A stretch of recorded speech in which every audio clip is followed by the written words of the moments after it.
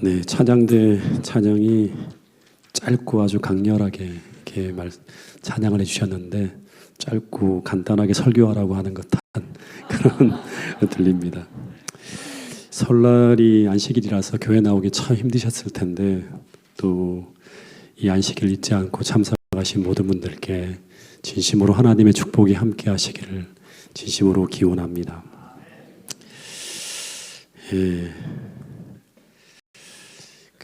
예수님께서 십자가에 달려 돌아가시는 중에 그때 막 수많은 군중들이 있었죠. 그 군중들을 쭉 바라보다가 예수님의 시선이 이제 한 여인에게 고정되어집니다. 그 여인이 바로 누구인가 하면 바로 예수님의 어머니인 마리아예요.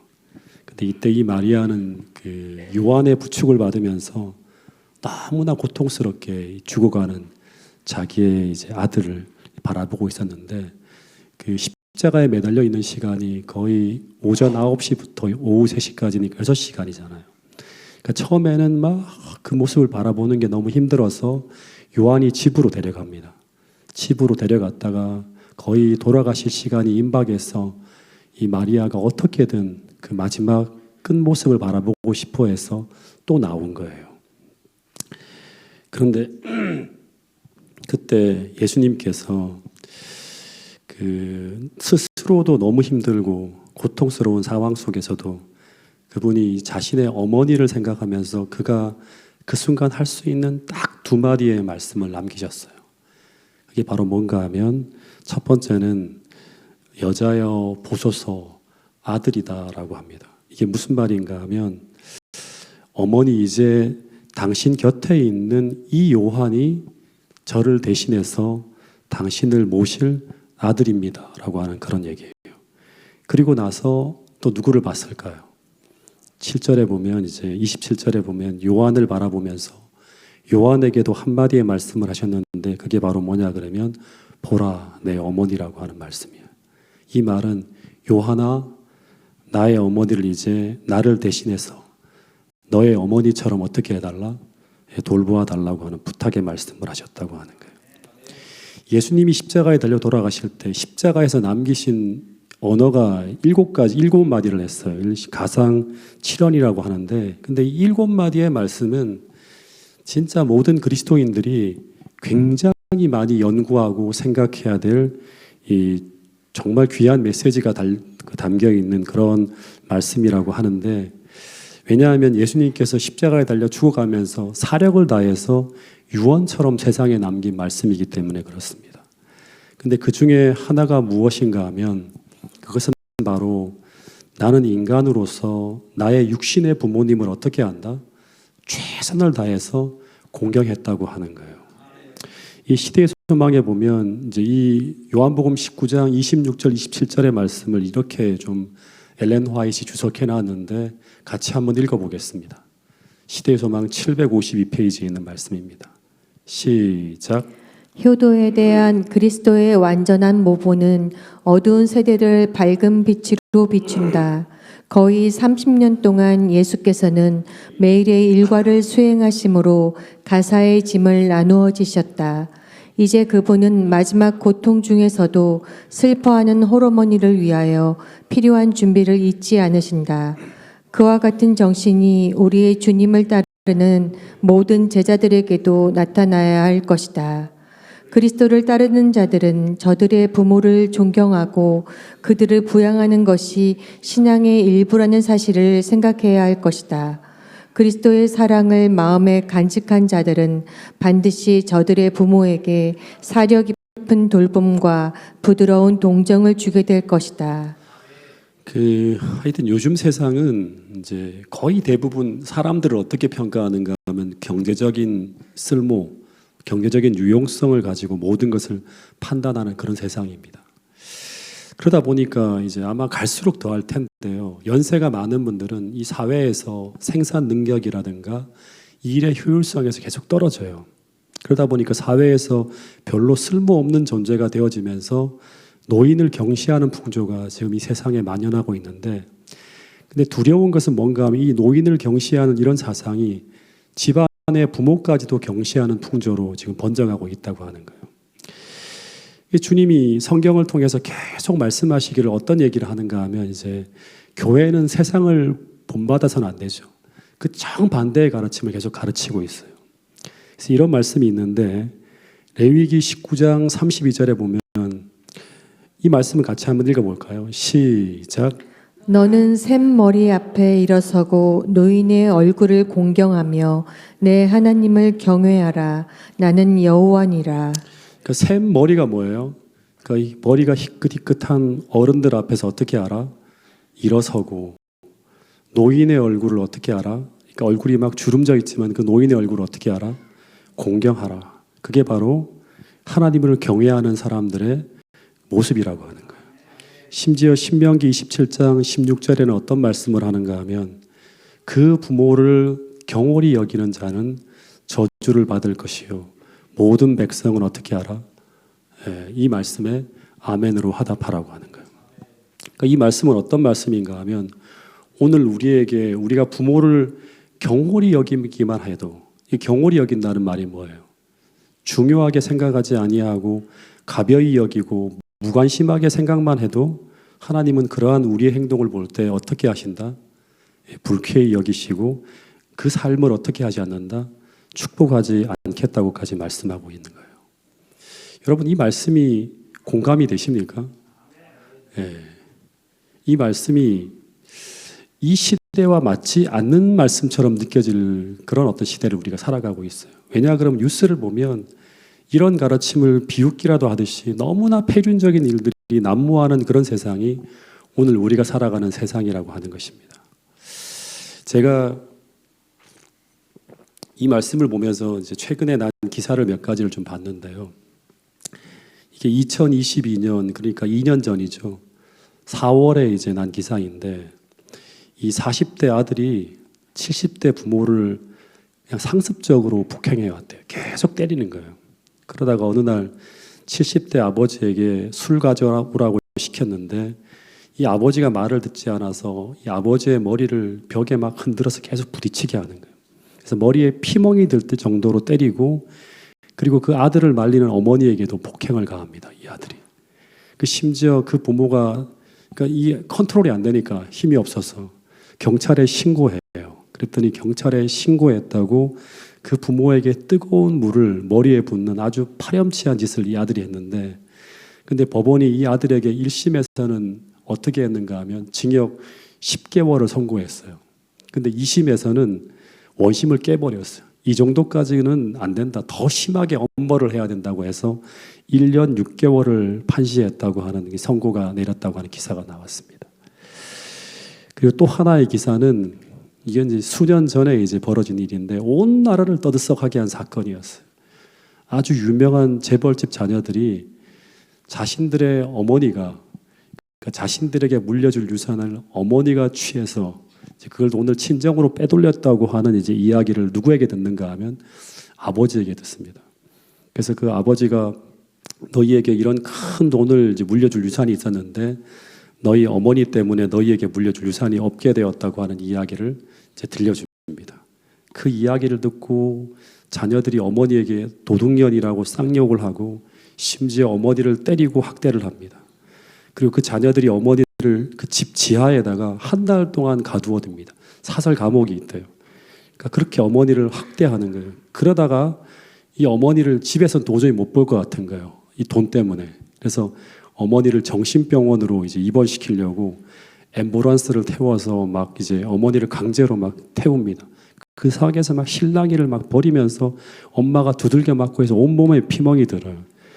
그런 다음에 이제 어머니가 정신병원으로 가는 상황 속에서 그 앰뷸런스에다가 해서 그 기사들에게 뭔 말을 하는가 하면 당신들 이렇게 하면 큰일 난다고 나는 정상이니까 집으로 보내달라고 해서 어머니가 탈출을 해요.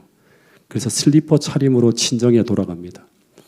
이런 상황 속에서 이 어머니가 도저히 삶을 이어갈 수가 없어서 어떻게 하는가 하면 한강에 투신해서 자살해요. 재벌집 며느리가. 그래서 그 유서가 공개되어지면서 이 자식들이 거의 악마와 같은 짓을 한 이야기가 소개되어지는데 이런 이야기를 들으면 세상에 어떻게 이런 일이 있을까 하는 생각을 우리가 할 수 있어요. 그런데 이 기사를 보면 이렇게 자식에게 학대당하며 사는 부모들이 한둘이 아니라고 하는 거예요. 너무나 많다고 하는 거예요. 이 기사를 보면 매년 부모를 폭행해서 경찰에 신고된 건수가 1년에 몇 건이다? 2,000건이나 된다. 2022년도 기사예요. 폭행을 당하는 대부분의 부모는 이런 상황에서 신고를 할까요, 안 할까요? 신고를 안 해요. 그러니까 신고하는 건수는 일부예요. 그러니까 여기에 10배, 100배 이상의 어떤 일들이 벌어질 수 있다고 추정하는 거예요. 근데 여기 보면 2016년부터 2020년까지 5년 동안 3배 이상 그 존속 폭행, 가정 범죄가 아주 계속 늘고 있다고 하는 그 심각한 기사가 나와요. 예. 그러니까 존속 폭행뿐 아니라 존속 살인도 꾸준히 증가하는 이런 기사들이 나오는데, 근데 이 기사들은 무엇을 이야기하고 있는가 하면 가정이 무너지고 있다고 하는 거예요. 가정이 계속. 저는 이제 이런 기사들을 보면서 어떤 생각을 하게 되었는가 하면, 이제는 부모를 공경하라고 하는 말보다 최소한 부모를 어떻게 하지 말라? 학대하지 말아라. 부모를 버리지 말아라. 부모를 때리지 말라고 하는 그런 계명이 필요한 시대가 요즘 우리가 살아가는 지금 이 시대가 아닌가 하는 생각이 들어요. 율법이라고 하는 것은 최소한 가정을 지키기 위해서 세워진 계명인데, 옛날에는 공경하라고 하는 말이 이제 먹혔다 그러면 이제는 더 최소한 이렇게 하지 말라고 하는 그런 계명이 필요할 만큼 이 사회가 악해져 가고 있다고 하는 거예요. 그러면서 떠오른 말씀이 어떤 말씀인가 하면 디모데 3장 1절부터 2절에 나오는 말씀이에요. 같이 한번 읽어보겠습니다. 시작. 내가 이것을 알라. 말세에 고통하는 때가 이르리니 사람들은 자기를 사랑하며 돈을 사랑하며 자긍하며 교만하며 회방하며 부모를 거역하며 감사치 아니하며. 그러니까 이 마지막 시대가 되면 이 사회가 하나님을 떠난 현상이 광범위하게 나타날 것이라고 하는 거예요. 그럼 사람들이 고통스러워하는 일들이 벌어지는데, 근데 그 모습 중에 하나로 이 사도 바울은 무엇을 기록해 놓았는가 하면 자녀들이 부모에게 불경하는 모습이 만연하게 될 것이라고 하는 것입니다. 여러분, 불순종이 세상을 덮고 있을 때, 이제 이런 일이 벌어질 때 이제 우리가 고민해야 되는 건 뭐냐 그러면, 사회는 이렇게 가지만, 세상은 이렇게 가지만 교회는 어떤 모습이 되어야 하는가 하는 것입니다. 여러분, 사도 바울이 이 로마서 12장 2절에 이런 말씀을 했죠.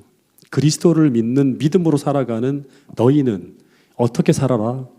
이 세대를 본받지 말고 오직 마음을 새롭게 함으로 변화를 받아서 하나님의 선하시고 기뻐하시고 온전한 뜻을 따라서 이 사회의 풍조를 거슬러가는 그런 사람들이 되어야 한다고 성경은 이야기하고 있습니다. 여러분, 그래서 이 시대에 그리스도인 가정마다 부모를 공경하는 그런 아름다운 모습이 나타나야 하고, 더하여 그런 사랑으로 더욱 진실히 부모를 섬기는 그런 사람들이 넘쳐날 때 교회는 이런 어두운 세상에 뭐가 될 수 있다? 하나님께 영광을 돌리는 아름다운 등대가 될 수 있다고 성경은 이야기하고 있습니다. 여러분, 그런데 이제 이런 말씀들을 생각하면서 또 하나 생각하게 되는 게 뭐냐 그러면, 말라기 4장 5절 6절에 보면 마지막 시대에 우리는 무슨 길을 예비하는 사람들이다? 주의 오실 길을 예비하는 사람들이에요. 그러니까 선지 엘리야와 같은 사명을 감당하는 사람들인데, 근데 주의 길을 예비하는 엘리야와 같은 심령과 능력으로 우리가 주의 기별을 전하게 될 텐데, 그때 우리가 전하는 기별 속에 무엇이 포함되어져 있는가 하면 이런 기별이 포함되어져 있다고 합니다. 이 말씀도 같이 한번 읽어보겠습니다. 시작. 보라, 여호와의 크고 두려운 날이 이르기 전에 내가 선지자 엘리야를 너희에게 보내리니 그가 아버지의 마음을 자녀에게로 돌이키게 하고 자녀들의 마음을 그들의 아버지께로 돌이키게 하리라. 돌이키지 아니하면 두렵건대 내가 와서 저주로 그 땅을 칠까 하노라 하시니라. 그 여호와의 크고 두려운 날이 이르기 전에, 재림 전에 이제 이런 일이 벌어진다고 하는 거예요.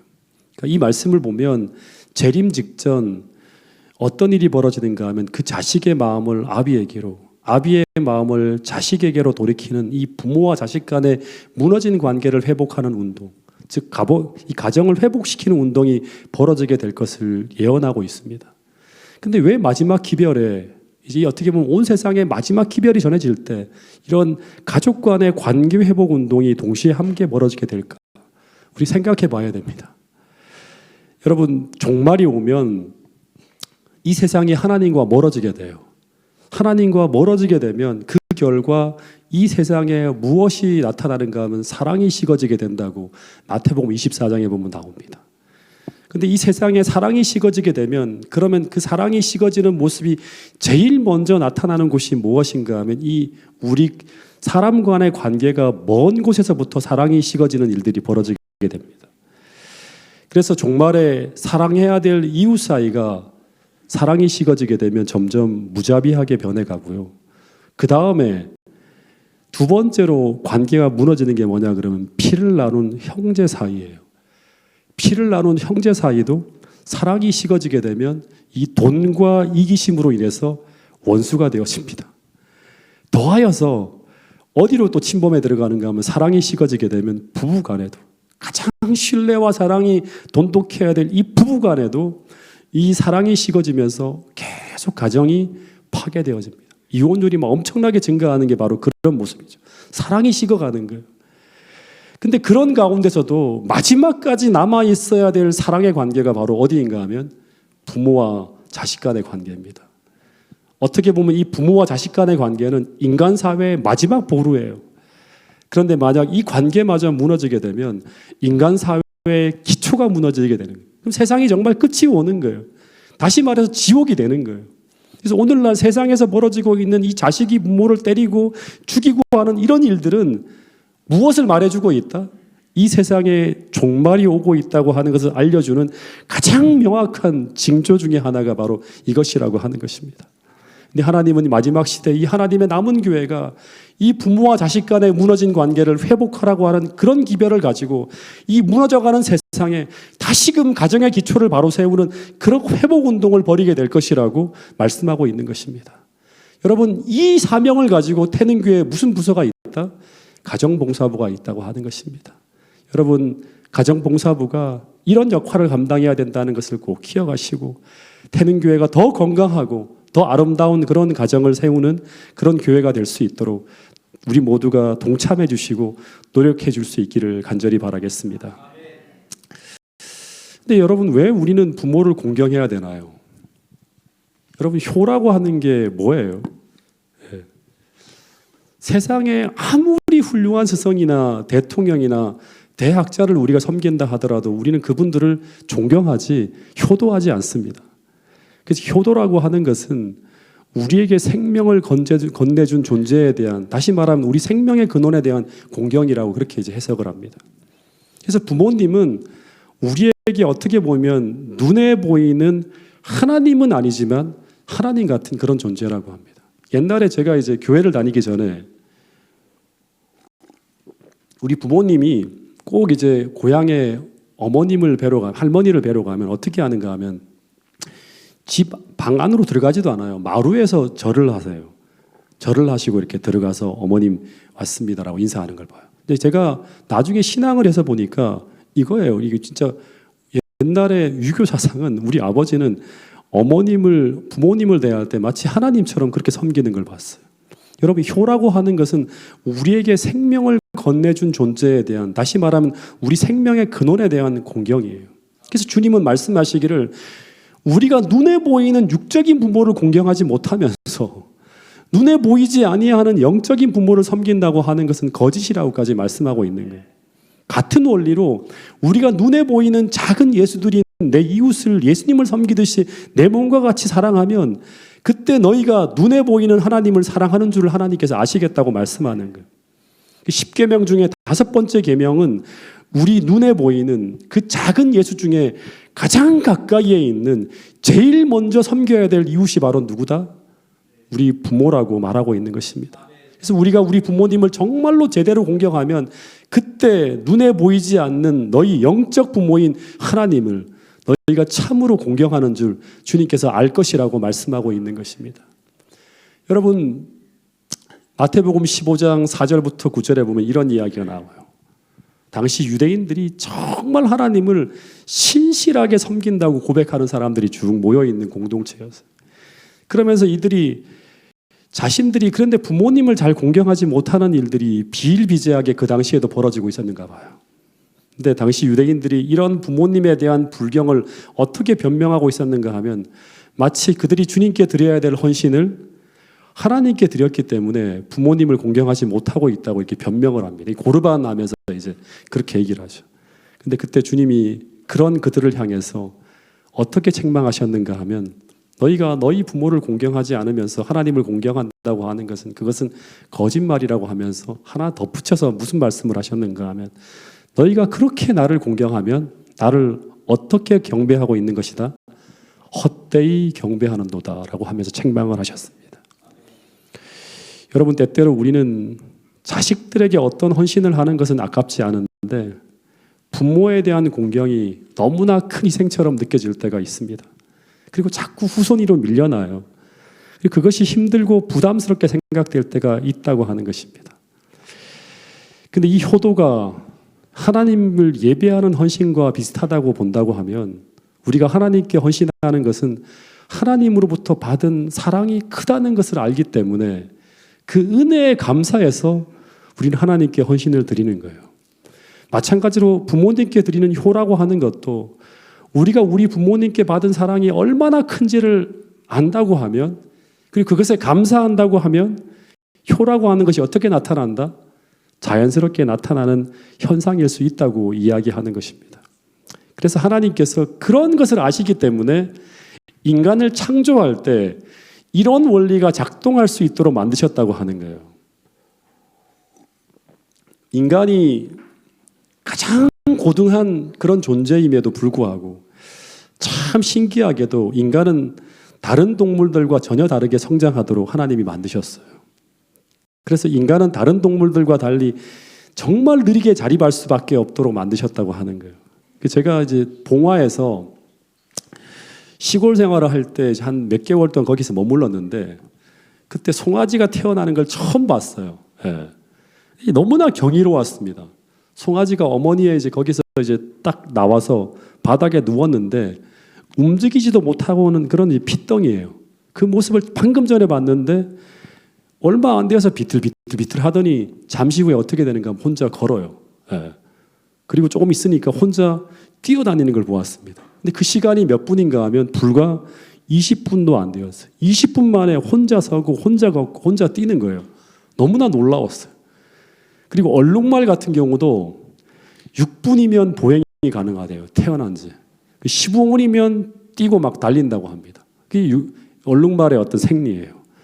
그리고 양도 마찬가지예요. 양도 분만과 동시에 서고 20분 후에는 거의 어미와 같이 질주한다고 합니다. 여강섭 장로님 맞습니까? 네. 사람만이 최고의 동물임에도 불구하고 다른 동물들과 달리 오랜 기간 자립이 안 되는 거예요. 그래서 엄마 뱃속에서 나온 갓난 아이는 걷지도 못하고 서지도 못합니다. 그래서 엄마가 먹여주고 입혀주고 재워주고 씻겨줘야지만 생존이 가능해요. 적이 와도 피할 줄 모르고 배고파도 스스로 음식을 찾아 먹을 수도 없고 그래서 그냥 내버려두면 어떻게 됩니까? 죽습니다. 세상에서 가장 무력한 존재가 바로 뭔가 하면 갓 태어난 아기라고 하는 거예요. 1년쯤 지나면 어떻게 되죠? 20분이 아니라 1년쯤 지나면 겨우 걸음마가 시작됩니다. 3년이 지나야지만 겨우 말을 하고 5년쯤 지나야지만 어떻게 되는가 하면 다른 동물들과 비슷하게 안 넘어지고 걷고 뛰고 하는 거예요. 한 5년쯤 지나면. 그래서 한 핏덩이가 태어나서 스스로 자립할 수 있는 인간이 되기까지 이 부모는 그 아이 곁에서 잠시도 떨어지지 않는 이 이루 말할 수 없는 관심과 사랑과 희생과 눈물을 쏟으면서 지극정성으로 자식을 키울 수밖에 없게 그렇게 만들어져 있다고 하는 거예요. 근데 왜 하나님은 우리 인간을 이렇게 만드셨을까? 인간도 한 20분이면 자립이 가능하도록 만들 수 있지 않았을까? 충분히 그렇게 할 수 있었겠죠. 근데 그 이유는 이런 것이라고 하는 것입니다. 하나님은 인간을 만드실 때 이 부모와 자식 간의 관계를 이런 이루 말할 수 없는 사랑의 관계로 마치 하나님이 우리를 사랑하시는 것처럼 그런 천상에 존재하는 그런 아가페적인 사랑의 관계로 그렇게 살아가도록 만드셨다고 하는 것입니다. 그래서 부모는 이 이루 말할 수 없는 사랑을 자식에게 쏟고 그리고 자식은 그 사랑에 반응해서 정성을 다하여 부모를 공경하는 이런 관계가 이루어지도록 하나님은 창조 때 그렇게 섭리하셨다고 하는 것입니다. 그래서 이것이 바로 우리가 하나님을 숭배하고 섬기는 신앙의 모습이기도 하다고 하는 것입니다. 여러분, 그래서 어려서 부모에게 진 이 사랑의 빛을 자식들은 어떻게 해야 된다? 부모가 늙어 힘이 없어지면 이 자식들은 반드시 사랑과 공경을 다해서 갚아야 한다고 하는 것이 성경의 가르침이라고 하는 것입니다. 근데 요즘 세대는 이런 이야기를 하면 뭐라고 반응하는가 하면 갚긴 뭘 갚아. 부모가 자식한테 그 정도도 못 해주나 한다든가 다른 부모는 자식들한테 뭐도 해주고 뭐도 해주는데 하는 이런 마음을 품고 부모를 생각하고 대하는 그런 자식들이 많다고 하는 거예요. 근데 하나님은 뭐라고 말씀하시는가 하면 그렇게 부모를 공경하지 않는 자식들은 하나님이 베푸신 은혜에 대해서도 동일한 감정을 품고 사는 사람들일 것이라고 하는 거예요. 부모의 은혜에 감사하지 않는 사람은 하나님이 베푸신 은혜에 대해서도 전혀 감사할 줄 모르는 사람이라고 성경은 이야기하고 있습니다. 여러분, 이 효심에 비추어서 이 계명에 비추어서 여러분들께서 하나님을 어떻게 사랑하는지 어떻게 신앙하는지를 점검할 수 있게 되기를 간절히 바라겠습니다. 이런 부모에 대한 효가 완전히 바닥을 드러내고 있는 세상에 우리가 살아가고 있는데 그것을 보여주는 한 이색적인 계약서가 등장해서 유행을 하고 있는데 그것이 무엇인지 아십니까? 바로 이 효도 계약서라고 하는 것입니다. 들어보셨어요? 웃음이 나오는데 정말 너무나 씁쓸합니다. 2019년도에 한 연예인이 할아버지로부터 아주 막대한 유산을 물려받았는데 그 유산을 물려받으면서 그 할아버지와 효도 계약서를 썼다고 합니다. 근데 그 계약대로 하지 않아서 할아버지가 어떻게 했는가 하면 재산 반환 신청을 법원에 하면서 큰 논란이 일었는데 그래서 이 효도 계약서라고 하는 것이 사회에 큰 사회적 이슈가 된 그런 사건이 있었습니다. 근데 이 효도 계약서가 무엇인가 하면 이 부모가 자녀에게 재산을 물려주면서 효도 계약서를 쓰고 물려준다고 하는 거예요. 예. 근데 그 효도 계약서에는 어떤 내용이 담겨 있는가 하면 1년에 몇 번 이상 부모의 집을 방문하고, 그러니까 뭐 일주일에 3번씩, 그리고 부모가 병들거나 몸이 아플 경우 입원비 및 치료비를 전부 부담하고, 더하여서 매달 용돈을 얼마씩 주고, 이 용돈을 준다고만 하면 안 된대요. 계약서상에서 나중에 논란이 법정에서 소송이 걸리기 때문에 10만 원씩 줘도 용돈을 줬다 그러면 준 걸로 되기 때문에 얼마를 정확하게 구체적으로 적어야 된다고 하는 거예요. 그 기사에 보면 그런 얘기가 나와요. 예. 그리고 부모에게 이런 효도를 이렇게 해야 된다고 하고 계약서를 쓴다고 합니다. 근데 만약에 마지막에 이러한 조건을 자식이 이행하지 않으면 어떻게 한다? 증여받은 재산은 즉시 원상 회복하는 의무를 이행한다고 하는 걸 딱 쓰고 사인을 하는 그런 형식의 계약서라고 합니다. 그러니까 이것은 무엇을 말하고 있는 것인가 하면 세상이 하도 희한하게 돌아가면서 너무나 전혀 부모를 공경하는 일이 일어나고 있지 않으니까 그래서 부모가 이렇게 해서라도 효를 하게끔 만들려고 하는 것이죠. 이걸 신앙으로 하면 어떤 신앙인가요? 율법주의 신앙, 기복주의 신앙이라고 할 수 있겠죠. 부모를 공경하는 마음은 전혀 없는데 효를 이런 대가를 통해서라도 강요하려고 하는 거예요. 그러니까 효를 흉내라도 내라고 하는 것이죠. 진짜 서글픈 세상이 바로 이 우리가 마지막 살아가고 있는 이 세상이에요. 여러분, 그런데 어떻게 우리가 부모를 잘 공경해야 돼? 어떻게 해야지만 잘 공경할 수 있을까? 우리가 어떻게 하나님을 사랑하고 이웃을 사랑해야 되는지를 실천할 수 있는 구체적인 계명이 뭐예요? 10계명이죠. 근데 오래전에 그럼 어떻게 우리가 부모를 공경해야 될까? 이런 고민을 하는데 오래전에 이 10계명 중에 이 5번째 계명인 부모님을 공경하는 것을 어떻게 실천할 수 있는지를 알려주는 효도 10계명이라고 하는 글을 봤는데요. 너무나 공감이 돼서 그 중에 몇 개만 좀 소개해드리고자 합니다. 제가 이걸 보면서 참 많은 생각을 했는데요. 첫 번째 제1계명은 뭐예요? 예, 신앙을 갖게 해드리자고 하는데 제가 지금 이렇게 이제 부모님이 다 돌아가셨는데 부모님께 해드린 제가 한 최고의 효는 우리 아버님이 돌아가시기 바로 직전에 제가 신앙을 고백하시고 돌아가시게 한 것과 우리 어머님이 돌아가시기 4년 전에 신앙을 가지도록 이 전도한 일이 제가 부모님께 해드린 최고의 효라고 하는 생각이 돼요. 이것이 없었으면 저는 평생의 무거움을 가지고 살지 않았을까 하는 생각을 하게 됩니다. 그리고 뭐 여기 나오는 거 보면 이제 대답을 잘하고 말씀을 잘 들어드리자 뭐 그런 내용이 나오고 항상 표정을 밝게 하고 웃음을 잃지 말자 하고 하는 이런 것들이 나오는데 그 중에 여러분들과 함께 좀 나누고 싶은 거는 제 4계명인 궁금증을 풀어드리자 하는 것인데 이 나이가 많은 분들과 대화하는 것이 젊은 사람들이 쉬울까요? 어려울까요? 어려워요. 저도 나이가 들면서 이제 세상이 막 빠르게 변화되잖아요. 이 세상에 적응을 못해서 젊은 사람들과 공감대가 잘 형성되지 않을 때가 있습니다. 가끔 성주 다인이가 쓰는 단어를 이해를 못해서 이 아이들이 사용하는 말이 무슨 말인지 이해가 안 될 때가 있습니다. 그래서 나이가 들수록 어른들은 이제 이런 말이 있더라고요. 같은 세상에 살아도 점점 다른 세상에 사는 분들이 되어가는 그런 모습으로 살아갈 수가 있다고 하는 거예요. 그 단적인 예를 하나 소개해드리면 오래전에 저희 어머니가 교통사고를 당하셔가지고 이제 태백에 있는 한 병원에 입원하셔서 제가 이제 태백으로 내려갔어요. 그래서 어머니와 이 대화 저 대화를 나누는 중에 제 아내가 어머니와 이야기하는 것을 들었는데 당시에 전국적으로 매일매일 탑 기사로 올라오는 게 뭐였는가 하면 그게 신종플루였어요. 이 신종플루가 전국에 확산되어지는 것이었어요.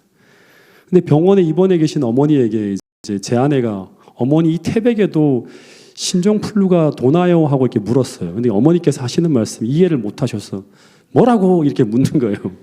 그래서 아내가 신종플루요 했더니 어머니가 신종플루가 뭐냐고 그러시더니 옆 침상에 누워있는 할머니에게도 신종플루가 뭔지 압니까? 하고 이제 묻는 거예요. 그랬더니 그분도 그게 뭐냐고 되물으시는 거예요.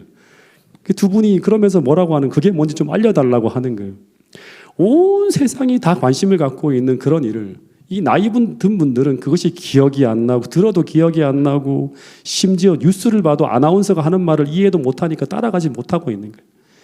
그래서 뉴스도 어른들에게 맞게 풀어주는 그런 보도 채널이 있어야 된다고 하는 그런 이야기도 나오는 거예요.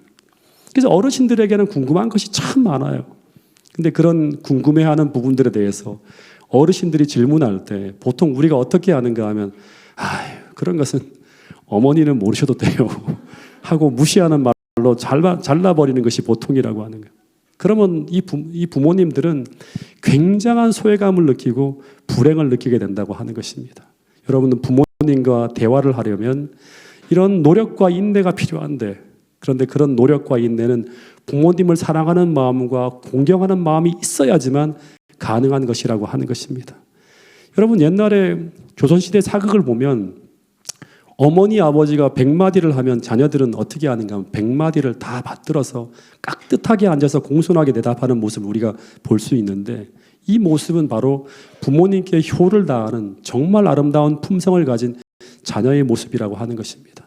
여러분 이 말씀을 생각하시면서 다시 한번 우리가 어떻게 효도를 해야 될지를 고민할 수 있는 태능교회 모든 성도들이 될 수 있기를 간절히 바라겠습니다.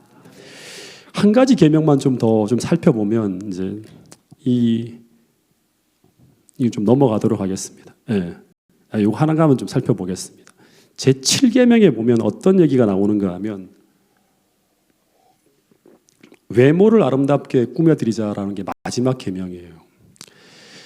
이 젊은 사람들이 착각하는 것이 하나 있는데 사람이 나이가 들면 예쁜 옷과 멋에 대해서 관심이 없을 거라고 착각을 한다고 합니다. 예뻐지고 싶은 것은 인간의 본능이고 나이가 먹을수록 더 심해진다고 합니다. 저희 어머님이 살아계실 때 어머니를 가까이 제가 모시면서 제가 이것을 하나 깨닫게 되었어요. 어머니가 평생 허름한 옷에 남루하게 살아가신 어머니가 그런 아름다움과 미에 대해서는 전혀 관심이 없는 줄 알았어요. 근데 그렇지 않다고 하는 걸 나중에 알게 되었어요. 그래서 제 아내와 같이 그것을 알고 난 다음에 어머니가 태백에 올라오시면 성주 엄마가 꼭 어머니에게 해드린 것이 있는데 그게 뭔가 하면 머리를 깎아드리고요. 염색해드리는 것이었어요. 처음에는 어머니가 거의 귀찮다고 왜 이러냐고 하면 안 하신다고 하더니 다 해드리면 너무 좋아하시는 거예요.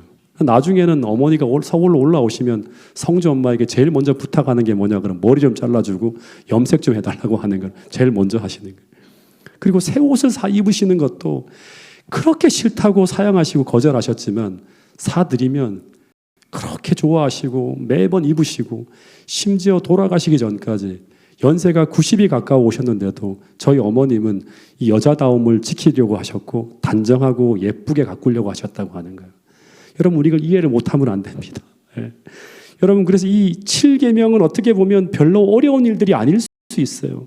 어떻게 보면 사소한 부분을 조금 더 자상하게 해드리는 것이 바로 뭐다? 효라고 하는 것입니다. 근데 하나님께서 우리가 이 부분을 실천하게 될 때 하나님은 우리에게 이런 축복들을 약속해 주셨어요.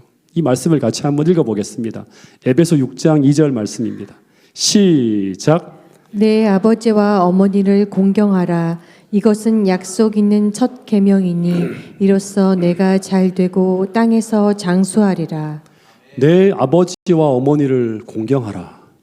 이것이 약속이 있는 축복이 있다고 하는 거죠. 하나님께서 축복을 약속해 주신 첫 계명이니 하면서 두 가지의 축복을 약속해 주셨어요. 첫 번째는 뭐냐 그러면 이로써 내가 잘 되고 이 땅에서 하는 내 하는 일에 하나님께서 함께 하시는 형통을 경험하게 되고 두 번째는 땅에서 장수하리라 하는 거예요. 여러분, 하나님을 안 믿는 세상에서도 효도하는 삶을 살아가는 선한 사람들은 복받을 것이라고 사람들은 이야기합니다. 근데 이것은 지극히 성경적이라고 하는 것입니다. 나이 들어 외롭고 몸이 병들어가는 부모님은 어쩌면 우리가 놓치고 있을지 모르는 내 곁에 있는 내가 가장 최선을 다해서 하나님처럼 섬겨야 될 나의 가장 가까운 이웃이요 작은 예수라고 하는 것을 태능교회 모든 성도님들이 잊지 않게 되기를 간절히 바라겠습니다. 오래전에 제가 이제 다급한 전화 한 통을 받았는데 제가 서두에도 잠깐 예화 속에서 말씀을 드렸는데 어머니가 교통사고를 당해서 태백 중앙병원에 입원해 계신다고 하는 거예요. 너무 놀라서 이제 휴대폰으로 전화를 딱 걸었어요. 어머니가 받으셨어요. 근데 크게 다쳤다고 하는 누나의 말과 전혀 다르게 언제나 우리 어머니 목소리가 되게 씩씩하거든요. 아주 밝은 목소리로 재훈이가 하면서 그러는 거예요. 그래서 어떻게 알았냐? 괜히 걱정하지 말라고 하면서 상황을 자막하게 설명해 주시는 거예요. 그러면서 밝은 목소리로 팔만 좀 부러졌다. 바쁜데 오지 않아도 된다 하면서 끊어 그러는 거예요. 그래서 그 목소리에 제가 안심하고 집안 정리를 하고 그때 성주 다인이가 좀 어렸는데 신종플루가 한참 돌 때였거든요. 두 아이를 조퇴시켜서 이제 태백으로 내려갔어요. 한 밤 9시쯤 내려갔는데 도착해서 어머니가 계신 병원을 찾아갔는데 입원실로 들어가니까 한 6분이 이제 제가 말씀드린 것처럼 이제 입원해 있는 게 옆에도 할머니예요. 근데 전부 평안하게 막 웃으면서 TV를 보고 있는데 저기 두 번째 병상인가 어디 기퉁에 한 할머니가 얼굴을 막 찡그리고 끙끙거리면서 TV도 보지 못하고 막 앓고 있는 분이 계신 거예요. 그분들이 누군가 하면 바로 우리 어머니였어요. 어머니께서 웅크리고 찡그린 표정으로 팔을 움켜잡고 막 끙끙거리고 계신 거예요. 들은 것과는 달리 허리도 막 크게 다쳐갖고 자리에서 일어나지도 못하시고 화장실도 못 가시는 그런 형편이었어요. 혼자서 일어나지도 못하시면서 하루 종일 이 어머니는 아침밥도 못 드시고 굶으셨다고 하는 이야기를 제가 듣게 되었습니다. 그러니까 우리 어머니는 이 자식 생각이 너무나 끔찍해서 아무리 아프고 고통스러워도 자식들이 염려하는 것들은 다 숨기는 분이 바로 우리 어머니였어요. 그래서 이 어머니가 다쳤다는 소식도 어머니로부터 연락을 받고 알게 된 것이 아니라 어머니는 그렇게 크게 다쳤다고 하는 걸 우리가 알면 신경 쓸까 봐 친구분이 저희 작은 누나 전화번호를 알고 연락을 해서 알게 된 거예요. 그래서 막 너무너무 화가 나는 거예요. 그리고 아침에는 일반외과에서 또 어머니를 부르는 거예요. 어머니는 이 부러졌기 때문에 정형외과만 보는데 일반외과에서 왜 부르나 싶어갖고 어머니를 휠체어에 모시고 가서 알고 보니까 어머니의 발목과 무릎에 입은 화상 때문에 간 거예요. 이 화상은 교통사고가 나기 전에 우리 어머니가 혼자 계시다가 무슨 나무를 삶다가 뜨거운 물에 데워 생긴 상처인데 할머니들 하는 방법이 있잖아요. 감자 가루 바르고 무슨 민간요법 쓰면서 혼자 치료하고 계셨던 거예요. 근데 이번 교통사고 때문에 의사가 알게 되면서 이 병원에 오지 않으면 안 되는 아주 굉장히 넓고 큰 화상이었다고 하는 거예요. 근데 옆에서 도와줄 사람이 하나도 없으니까 약도 못 바르고 붕대도 감지 못하고 그냥 생감자를 쪄서 바르면서 아픈 발목과 무릎 화상을 혼자 쓸쓸하게 치료하셨다고 하는 거예요. 자식이 5이나 되는데 어머니 한 분을 못 살펴드리는 거예요. 어머니가 워낙 씩씩하신 분이라 우리 어머니는 그냥 우리가 잘 되고 행복하면 그것이 기쁨이라고 늘 말씀하셔서 어머니가 늘 그러신 줄 알았어요. 근데 그렇지 않고 어머니가 나이가 들고 있고 그래서 아프신 부분이 계속 생기고 있다고 하는 것을 세밀하게 보지 않으면 계속 놓치게 된다고 하는 거예요. 그 이후에 우리 어머니가 심장 쪽이 또 안 좋다는 것을 알고 이때부터는 태백에 혼자 어머니 병원 다니게 하면 안 되겠다 싶어서 삼육병원으로 옮기고 한 달에 한 번 혹은 두 달, 세 달에 한 번씩 어머니 혈압약을 태백 보건소가 아니라 삼육병원 심장내과에서 타게 하고 무릎에 관계된 건 류마티스 내과, 내분비내과 돌아가야 될 병원이 너무나 많은 거예요. 그래서 제가 어머니를 그동안은 바쁘다는 핑계로 어머니 홀로 할 수 없는 일들을 홀로 방치했다는 생각에 다 가지고 올라온 적이 있습니다. 그러면서 하나 생각한 것이 무엇인가 하면 어머니가 베푼 사랑을 다 기억하고 있는데 그 사랑을 자식들에게는 내리기는 해도 어머니에게 똑같이 올리지는 못한다고 하는 것을 알게 되었습니다. 근데 그 받은 사랑을 조금이라도 더 갚고 어머니를 보내드리고 싶었는데 그 어머니가 좋아하시는 것을 다 알고는 있었지만 무엇인지는 다 알고 있었지만 그 어머니께 받은 사랑의 그 10,000분의 1도 못 갚고 어머니를 보내드린 것이 너무나 가슴 아프다고 하는 것입니다. 여러분 이런 시가 있어요. 우리가 다 알고 있는 시인데요. 반중 조홍감이 고와도 보이나니 유자 아니라도 품음직하다마는 품어가 반길 일이 없으니 이를 서러워하노라 하는 시가 있습니다. 이 글은 내 아버지 어머니가 홍시를 참 좋아했는데 잘 익은 홍시를 손바닥에 들고 달려가서 어머니 이것입니다. 어머니 이거 드세요 하면서 드리고 싶었지만 이제는 반길 리가 없으니 그것을 서러워하느라 하는 글입니다. 여러분 또 이런 시가 있어요. 나무가 조용히 있고 싶어하나 바람이 잠잠해 주지 아니하며 자식이 어버이를 공양하고 싶어하나 부모님이 기다려주지 않는다는 글이 있습니다. 여러분 혹 우리들은 이런 생각을 하고 있을지 모르겠습니다. 오늘은 내가 불효하더라도 언젠가 나도 효도할 날이 있겠지. 돈 많이 벌면 좀 더 시간적 여유가 생기면 그때 어머니를 잘 섬겨드리자 하면서 우리가 계속 효를 미루고 그러면 살지 모르겠습니다. 그러나 부모님은 우리가 효도할 때까지 기다려주지 않는다고 하는 사실입니다. 여러분 그래서 10계명 중에 9가지 계명은 평생 나를 따라다닐 수 있는 계명입니다. 그러나 제5계명은 어느 날 문득 내 곁을 떠나버리고 만다고 하는 사실입니다. 10계명 중에 9가지 계명은 내가 지금 잘못 감당하고 있다고 할지라도 어느 날 후회하며 돌이킬 수 있는 계명이지만 그러나 내 부모를 공경하라고 하는 이 5번째 계명만큼은 부모님이 돌아가시면서 어느 날 갑자기 내 곁에서 사라져 버리고 마는 계명이 바로 이 제5계명이라고 하는 사실을 우리 모두가 잊지 않게 되기를 간절히 바라겠습니다. 여러분 부모님이 아직 우리 곁에 계실 때 아직 우리에게 기회가 주어져 있을 때 후회하지 않는 효를 다할 수 있는 태능교회 모든 성도들이 될 수 있기를 간절히 바라겠습니다. 마지막으로 이 예화만 하나 좀 더 들어드리고 오늘 말씀을 줄이겠습니다. 조선시대 이 효종이 민정시찰 중에 길거리에서 어떤 젊은이가 8순이 넘는 노모를 업고 서 있는 것을 보면서 물었대요. 무슨 일로 그대는 이 노모를 업고 서 있는가 하고 물었다고 합니다. 그래서 이 젊은이가 말하기를 어머님의 평생 소원이 임금님 얼굴 한번 용환을 한번 뵙는 것이었는데 그 소원을 들어드리기 위해서 이렇게 여기 왔습니다라고 하는 거예요. 그래서 이 효행이 너무 기특해서 이 효종이 후한 상금을 그 사람에게 내렸대요. 근데 이 소문이 퍼졌겠죠. 이 마을 저 마을로. 근데 그 동네에 또 한 젊은이가 자기 노모를 입고 임금이 지나가는 길에 탁 서 있었다고 합니다. 그래서 임금이 또 물었대요. 그대는 어찌하여 노모를 얻고 거기 서 있는가 하고 물었더니 똑같이 대답하기를 어머니가 하도 임금님 얼굴을 뵙고 싶어서 어머니를 업고 그 멀리에서부터 여기까지 왔습니다라고 말했다고 합니다. 그랬더니 동네 사람 하나가 갑자기 뛰어나오면서 저놈은 천하에 둘도 없는 불효자식인데 상금을 타려고 그 어머니를 업고 여기까지 왔다고 하면서 막 꾸짖었대요. 그래서 효종이 뭐라고 했는지 아십니까? 나무라기는커녕 상금을 주라고 하는 거예요. 그러면서 이렇게 말했다고 합니다. 모름지기 효도란 흉내내는 것조차 아름다운 것이다. 여러분 부디 이번 명절 부모님께 받은 사랑을 생각하면서 흉내내는 효가 아니라 받은 사랑에 보답하는 감사하는 마음으로 이번 명절을 맞아서 부모님을 배울 때 오늘 주신 말씀을 생각하면서 더 큰 공경과 섬김으로 부모님을 행복하게 해드릴 수 있는 그런 명절이 될 수 있기를 간절히 바라겠습니다. 엘렌 화이트 교회 증언 2권에 이런 말씀을 썼는데 같이 한번 읽어보겠습니다. 시작. 그대에게 효성이 없다는 것을 나는 보았다. 그대는 부모를 존경하지 않고 부드럽게 대하지 않는다.